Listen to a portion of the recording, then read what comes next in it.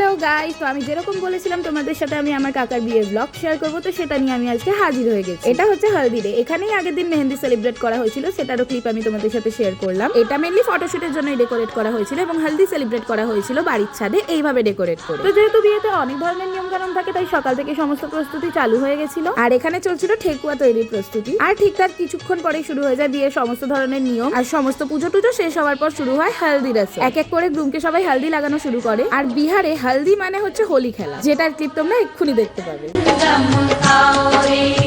হলদি লাগাও রে, তেল চড়াও রে। তো হলদি শেষ হওয়ার পরে দুপুরে খাওয়া দাওয়া করে বেরিয়ে পড়েছিলাম মন্দির যাওয়ার উদ্দেশ্যে। আর গরমে এখানে আমার ঘেমে নেয় নাজেহাল অবস্থা হয়ে গেছিল। কেউ আবার কমেন্ট করে বসে না আমরা মন্দিরে কিসের জন্য গেছিলাম, বিকজ এই নিয়মটাকে কি বলে আমার সত্যিই জানা নেই। ও তার আগে যে বেরোনোর সময় নাচানাচি হয়েছিল সেটার ক্লিপ তোমাদের সাথে শেয়ার করে দিই।